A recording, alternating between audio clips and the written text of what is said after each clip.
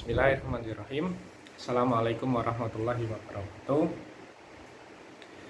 Saya Dani Anwar Hadi ingin memaparkan, menjelaskan terkait dengan Pancasila yang muncul sebagai entitas dan identitas bangsa Indonesia, serta dikaitkan bagaimana perwujudan melalui profil pelajar Pancasila di pendidikan abad 21 yang berpihak pada peserta didik.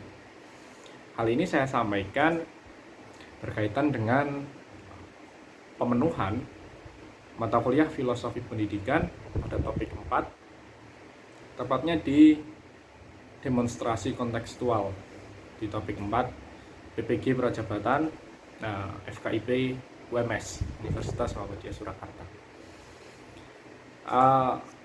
Pendahuluannya, pertama saya akan menjelaskan bagaimana Pancasila itu lahir sebagai entitas dan identitas bangsa Indonesia. Yang pertama, harus diketahui bahwasanya Indonesia merupakan negara yang beragam, negara yang masyarakatnya beragam. Dalam artian diversity di sini sangat kental. Hal itu terjadi karena naluriah alamiah yang ada di Indonesia. Secara letak geografis, Indonesia menyebabkan hal itu menjadi keberagaman masyarakatnya. Bagaimana Indonesia terbentuk dari pulau-pulau yang berjajar, dari suku-suku yang banyak, budaya-budaya yang berbeda di setiap pulau-pulaunya, di setiap daerah-daerahnya. Nah, kondisi tersebut mengakibatkan satu keuntungan dan satu resiko, kerugian. Yang pertama, keuntungannya terjadi karena perbedaan tersebut menjadi salah satu kekayaan dari bangsa Indonesia yang mempunyai keberagaman sangat luar biasa. Selanjutnya, di lain sisi, yang kedua yang saya sebut dengan resiko tadi, yakni dengan banyaknya budaya, dengan adanya keberagaman yang memang terbentuk karena letak geografis Indonesia yang dibentuk dari beberapa pulau-pulau tersebut, beresiko melahirkan sebuah konflik sosial. Konflik sosial tersebut pasti akan membahayakan ataupun mungkin nantinya bisa saja mengakibatkan perpecahan di negara Indonesia tersebut. Nah, dari latar belakang tersebut, Bapak pendiri bangsa, para pendiri bangsa terdahulu, founding father, memikirkan bagaimana ideologi yang pas untuk diterapkan di negara kita yang merujuk berdasar keberagaman yang ada di masyarakat Indonesia. Akhirnya muncullah Pancasila yang mana terdapat 5 sila yang dirumuskan oleh para pendiri bangsa pada saat itu. Pancasila di sini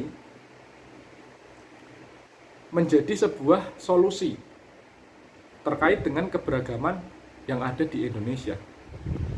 Dari perbedaan-perbedaan keberagaman yang ada di Indonesia, diharapkan dapat tetap bersatu, dapat tetap bergabung di dalam kemajemukan yang ada di Indonesia tersebut.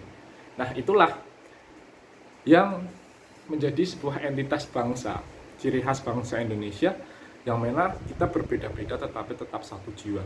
Itulah latar belakang lahirnya Pancasila. Dan akhirnya sekarang ini Pancasila menjadi sebuah identitas bangsa, menjadi sebuah dasar bagaimana masyarakat Indonesia itu berkehidupan di dalam bermasyarakat, berbangsa, bertanah air Indonesia. Itu yang akhirnya Pancasila menjadi sebuah entitas dan sebuah ideologi, sebuah identitas dari bangsa Indonesia. Oke, berkaitan dengan itu, turun ke dalam perwujudan Pancasila di dalam pendidikan. Bagaimana saat ini kita melaksanakan atau mengimplementasikan kurikulum Merdeka. Di dalam kurikulum Merdeka diturunkan bagaimana pendidikan karakter yang diajarkan di kurikulum Merdeka ini berbasis butir-butir profil pelajar Pancasila atau P3, PPP. Ada 6 butir profil pelajar Pancasila. Yang pertama, beriman, bertakwa kepada Tuhan Yang Maha Esa dan berakhlak mulia. Yang kedua, berkebinekaan global. Ketiga, gotong royong. Keempat, bernalar kritis. Kelima, kreatif. Dan yang terakhir, keenam, mandiri. Nah, poin-poin tersebut, bagaimana cara mengimplementasikannya ketika dikaitkan dengan pendidikan abad 21? Oke. Ketika kita berbicara pendidikan abad 21, kita akan berbicara pastinya keterampilan apa sih yang harus dipunyai oleh peserta didik di abad 21 ini. Nah, berkaitan dengan itu, keterampilan yang harus dipunyai, ya ini mungkin sangat familiar, 4C yang dinamakan 4C. Communication, collaboration, creative thinking, dan critical thinking. 4C tersebut adalah keterampilan atau karakter yang harus dimiliki oleh peserta didik abad 21. Ketika kita coba kaitkan antara 4C dengan butir-butir profil pelajar Pancasila, itu sangat sama, sangat linear, sangat relevan, sangat saling menunjang. Bagaimana collaboration atau kolaborasi di dalam salah satu 4C itu pastinya akan menghasilkan butir-butir gotong royong, mandiri. Bagaimana aspek ataupun keterampilan critical thinking akan melahirkan bernalar kritis, mandiri, kreatif. Itu juga ada di profil pelajar Pancasila.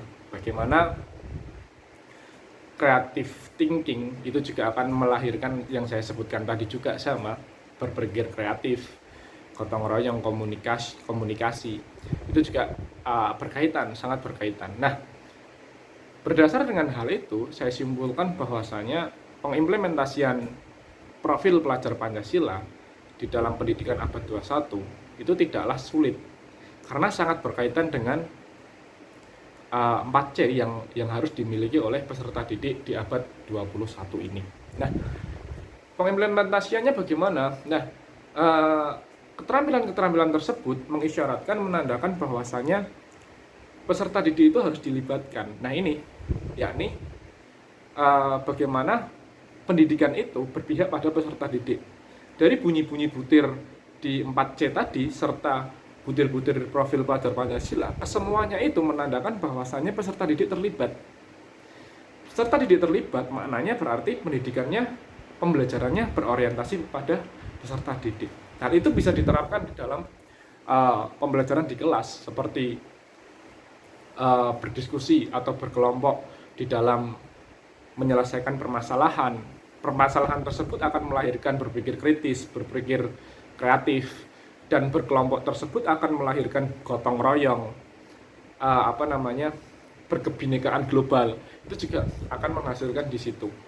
Pastinya kesemuanya itu didasarkan dengan tadi butir pertama, yakni bertakwa kepada Tuhan Yang Maha Esa, beriman, serta berakhlak mulia. Itu pun ketika ditarik di sila ke-1 butir Pancasila, itu juga sangat berkaitan. Bagaimana sila pertama itu menjadi akar, menjadi urat tunggang di dalam mengimplementasikan, mempraktekkan sila-sila yang ada di bawahnya. Pastinya dengan senantiasa dibuka berdoa, dengan senantiasa mengaitkan dengan religiusitas, aspek transendensi, ya transendentalnya.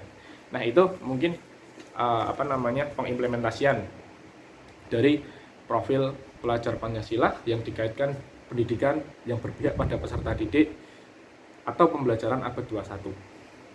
Mungkin itu yang dapat saya sampaikan. Sekiranya ada salah kata, mohon dimaafkan. Terima kasih. Wassalamualaikum warahmatullahi wabarakatuh.